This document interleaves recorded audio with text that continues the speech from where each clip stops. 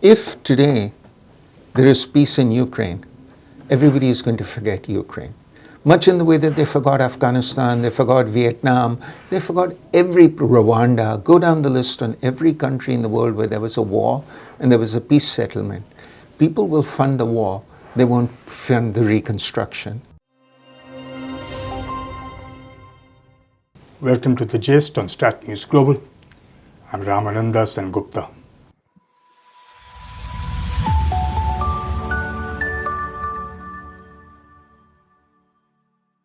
Today we are going to be talking about Ukraine, which marked its 4th year since the Russians first started their special operations, as they call it, special military operations, on 24th February, 3 years ago.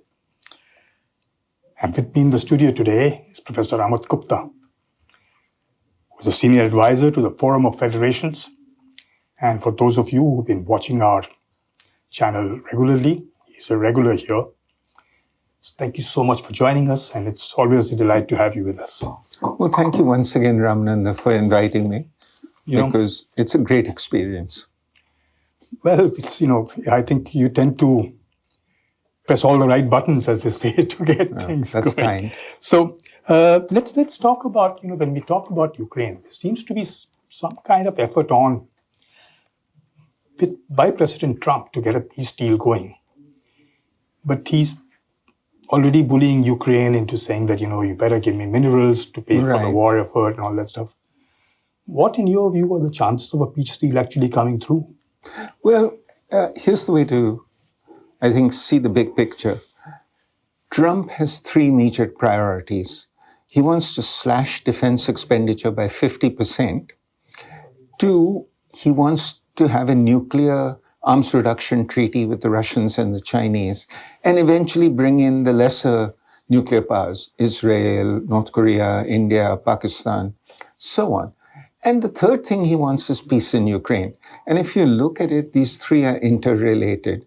Because if you have peace in Ukraine, you can talk a nuclear arms reduction pact with the Chinese and the Russians, because there are much better relations. You can have greater levels of confidence. And if you do that, you can then reduce the defense budget more effectively, because you go back to some kind of peacetime, peace dividend kind of situation, like you had in 1992 after the fall of the Soviet Union. So that is what he's looking for. The smart thing he's done is he's kicked the Europeans out of this, because he gave them a chance. He said, put together a peacekeeping package for me. And in the words of the Wall Street Journal, they dithered.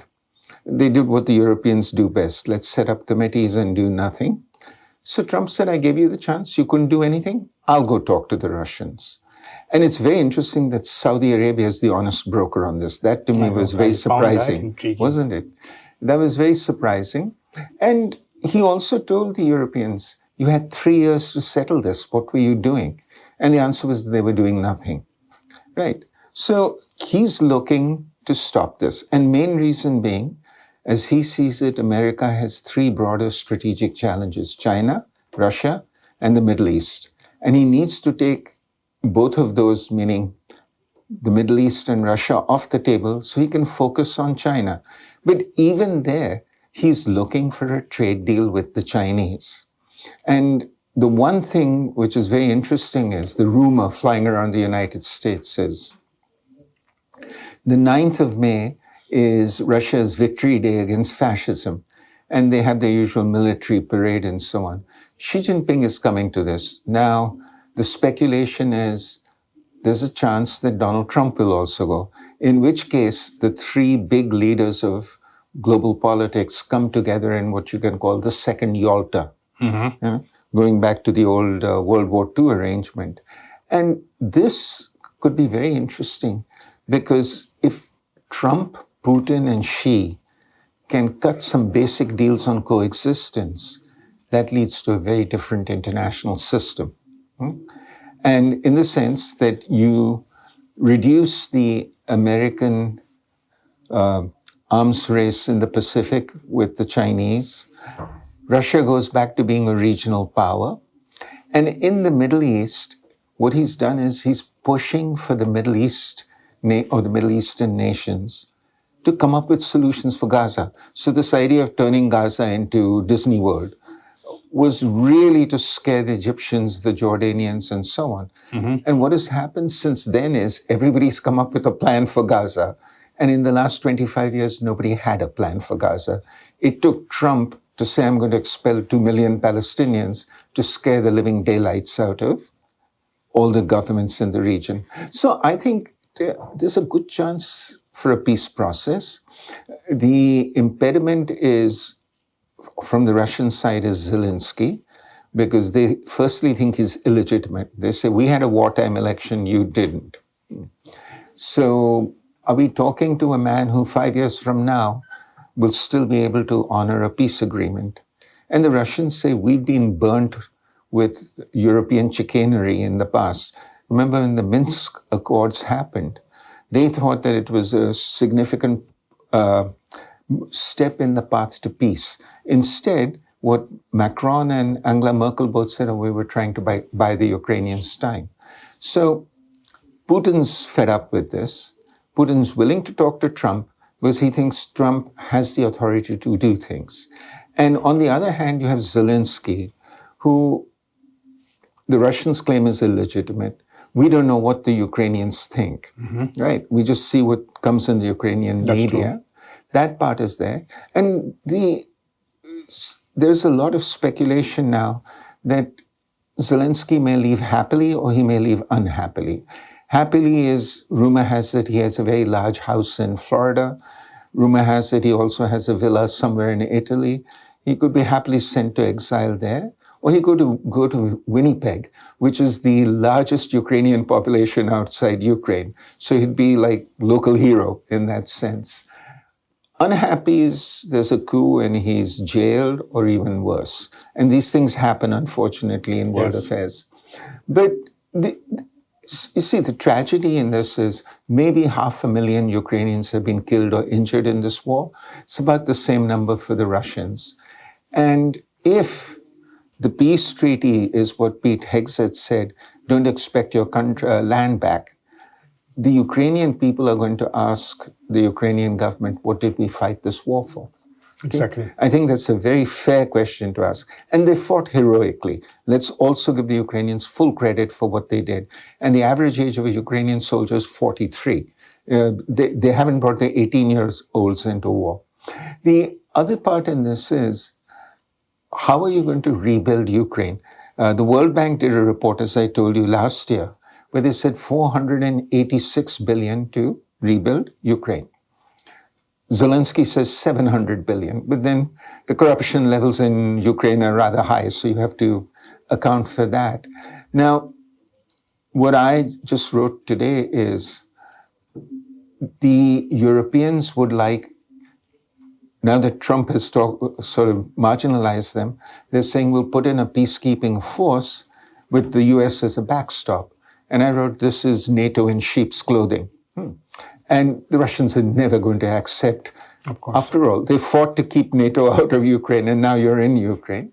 So there will be a need for neutral peacekeepers. And Xi Jinping has said, how about Chinese peacekeepers, Brazilian peacekeepers, maybe even Indian peacekeepers? And if you look at it, the Indians are certainly acceptable to the Russians, and Zelensky may not like Narendra Bhai Modi, but he would prefer Indian peacekeepers to some of the other possibilities that are out there. Okay, and Brazilians have no axe to grind in this fight, so they will go whichever way you want them to. The question that arises once you look at it this way, of course, whether or not India would want to send peacekeepers is a different story altogether. True. That too, along with the Chinese, where you have a thing. But let's talk Europe. Europe has already been making noises that we will try and fund Ukraine on our own. We will do all that kind of stuff. And they're talking about setting up a regional security architecture, which sort of, doesn't depend so much on NATO and doesn't depend. How far is that going to take them? Impossible. I mean, this is the Europeans doing what they always do, talking big and then finally towing the American line.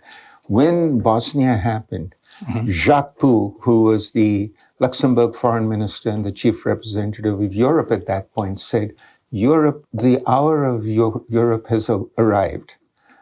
6 months later, it was the Americans leading the bombing efforts in Bosnia.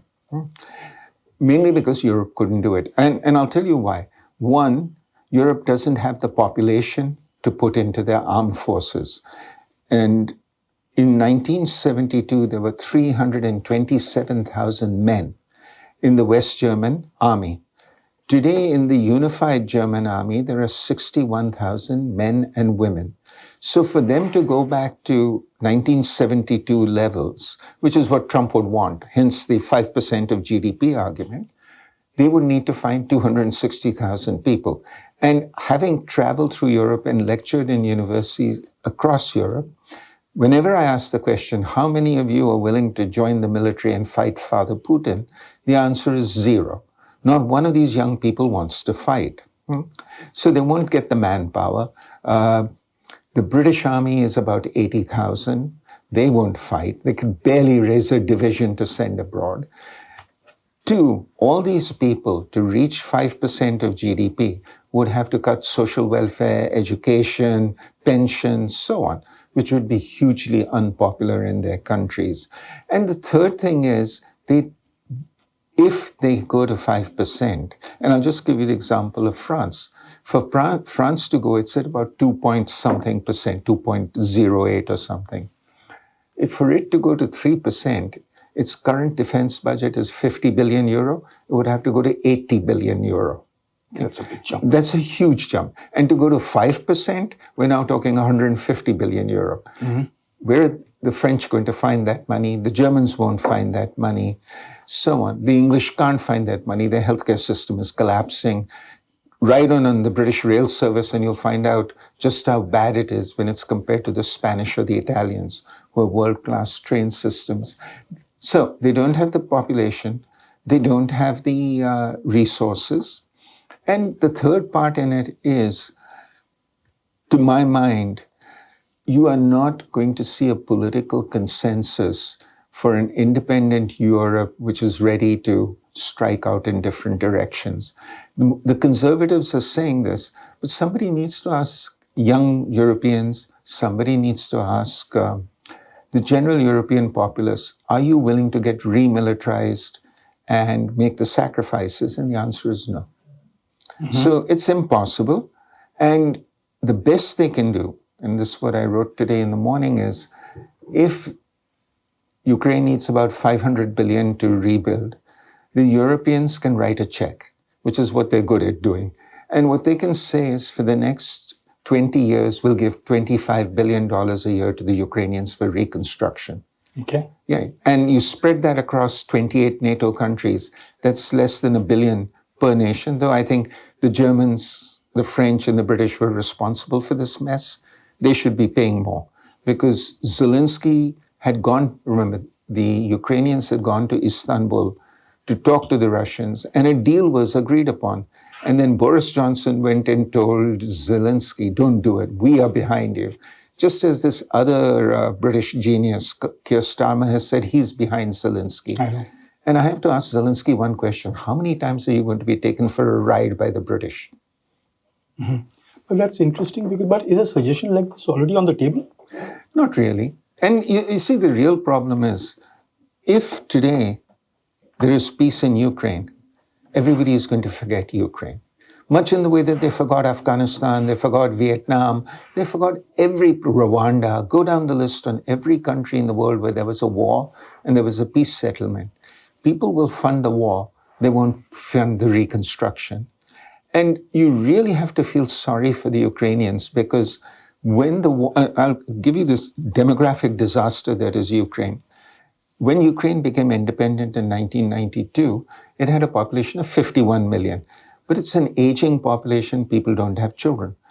When this war started, their population was somewhere between 42 to 44 million, because large numbers of Ukrainians work outside the country.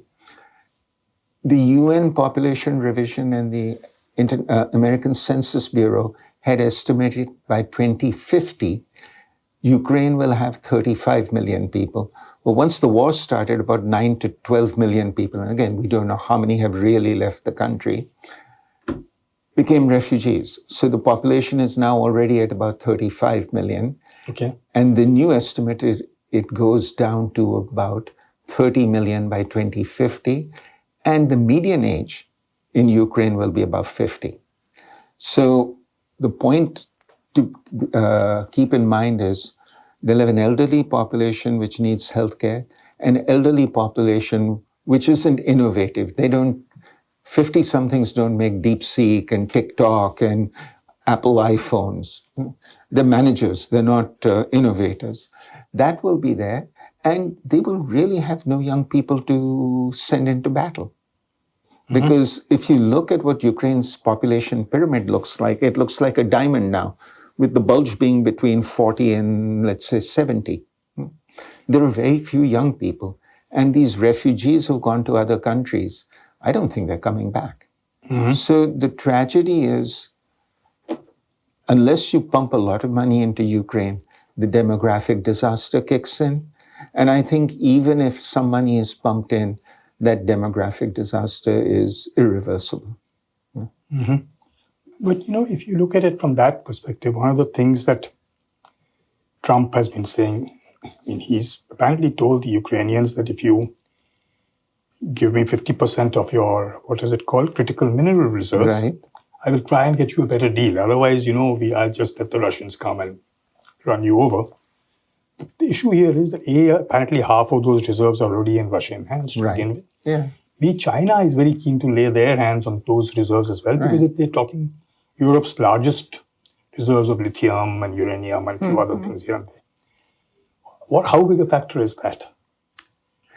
That's a tough one to answer, and I'll tell you why, because nobody knows what Trump's initial bargaining position is, I'm buying Greenland. Canada will be the 51st state. You make an extremely outrageous demand. Then you come down to what is your realistic proposal. So his realistic proposal may be give me some of the mining rights. And we don't know what percentage that is. On the Ukrainian side, you sell this to the Americans long term. You have no leverage left with the rest of the world, including the Chinese. And my own feeling is the biggest investors in China after the war, in Ukraine after the war, will be the Chinese, because they'll make it part of Belt and Road Initiative. Oh, okay. Yeah. Okay. So they will go in and do this. It makes sense for the Ukrainians because the Chinese will funnel a lot of money in very quickly. And the Chinese are very good at infrastructure rebuilding. We've seen this in Africa. We've seen this in Asia. So I think the Chinese do become players. I think on the rare earth minerals side, it's a bargaining position. As long as they give him something, I think he'll be happy. So he can say, we gave you $100 billion in military and financial aid. You gave us something back. But I don't think they're seriously considering giving all the mineral rights to the United States, nor, as you correctly point out, can they? And I don't think Trump really expects that. Trump just wants to be able to tell his base, look, I got a deal. And as long as the base is happy, Trump is happy. So that would be my understanding of it. Coming back to my last question now. If Trump, Putin, Xi get up on the same platform, Right. as you said, Yeah. does that impact India in some way? Oh, very much so. Yeah. Look, after the Russians were essentially disappointed by what the Europeans did in Ukraine, the sanctions and so on, they reset their foreign policy. They had a policy paper called the Foreign Policy Reset, where they said our new partners will be the Indians and the Chinese. And they've been good about this. They've been coming to India and offering whatever they can, early warning radars. I've in fact suggested to a Russian scholar who I correspond with occasionally that why don't you offer Oreshnik to India, which is the hypersonic missile, which can do a lot of severe damage. Then you can forget F-35 fighters. The damage you could do with an Oreshnik is tenfold to what you can do with a F-35, and you don't need all the infrastructure. They will want to continue with India. I think the Chinese, for some time now, the Chinese have said, we have 4 strategic challenges: Taiwan, South China Sea, East China Sea, the India-China border. And they listed this in order of priority. They're really worried about Taiwan because they feel that Trump could encourage an independence bid. Now that seems less likely. Now the argument is we'll cool down on Taiwan. You can be sort of the hegemon in the area, but you have to recognize American global hegemony, which the Chinese do because they have no interest to put aircraft carrier fleets in the North Atlantic or in the South Pacific. That's just a bridge too far for them. What happens for the Indians is this. The Chinese recognize that it makes sense to patch up with India. And I think India recognizes it too. You remember, when was it? The first time I came, I said right. India should get Chinese, encourage foreign direct investment from China. And 2 or 3 of your very unhappy viewers said that they were going to report you and me to the Defense Department. I know. Well, Nirmala Sitharaman has now said this publicly and put it in the Economic Survey of India. So I hope that these young men go and report Nirmala Sitharaman to the Defense Department. That one I want to see. But the reality is the Chinese are coming in a big way. 80% of India's cell phone market now is Chinese. Vivo, Oppo, OnePlus, and whatever else they make. I don't know if you noticed this yesterday watching the India-Pakistan game. The number of commercials from Haier, the Chinese appliance company who make refrigerators and washing machines, you would not have seen that 6 months ago. Why are they suddenly advertising so prominently in India? I think the decision has been taken at the highest levels in India that open up the market to the Chinese, bring them in. And mark my words, one thing which the Indians may do, because while Elon Musk wants to come into India, who can afford a Tesla? A Tesla is going to cost you somewhere between 80 lakhs to 1 crore. There aren't too many Indians who have that kind of change lying around, especially in white money. So the Chinese will come in with the BYD electric car. And the BYD is becoming a huge seller across Asia. Go to Indonesia, go to the Philippines. I see a lot of them in India too now. Oh, are they? Really? Okay, I haven't paid attention, unfortunately. But that's the future. And they're half the cost of anything coming out of the United States. The quality and the finishing is excellent because it's like anything the Chinese do now. They look at the best in the West and they copy. So you go and look at a Huawei phone or the upper end OnePlus phones. They're just as fancy as an Apple. So what I'm trying to say is you don't want the Russians and the Chinese to come too close. So you have to expand your ties with the Russians. You have to expand your ties with the Chinese. And with the Americans, I would say this. Stop barking up the defense tree. I've said this before on your show. There are 29 items in Make in India. You only obsess over defense. There are some real areas where you can cooperate with the Americans. Healthcare, education, wellness, tourism, just to give some examples, and entertainment, Hollywood and Bollywood. I've been saying this for a while now. Encourage Disney to expand its operations in India. Encourage JW Marriott and Hilton to put up more hotels in India. Tell Trump to put up more Trump Towers in India. He's already planning that. He's already planning. Well, let him go for it. 50 Trump Towers. Make him happy. Encourage Estee Lauder, which is the only American cosmetics company out there. I was quite surprised to find that. I thought there would be more. Because these sectors of the economy cannot be sanctioned. You would have to be ridiculous or you'd have to be truly stupid to sanction Estee Lauder. How are you going to sanction perfumes and lipstick? How do you sanction JW Marriott after it puts up a hotel in, let's say, Mumbai? And I think what happens with that is, and one more thing. You can't sanction Harvard or MIT or Stanford if they start setting up satellite campuses in India and raising Indian academic standards. So I think if you do this with the Americans, you satisfy Trump's desire for equity in trade. You bring in things that India needs. And I would tell Trump, not a problem. Do you want to sell luxury cars in India? Go right ahead. We'll bring your tariffs down to zero.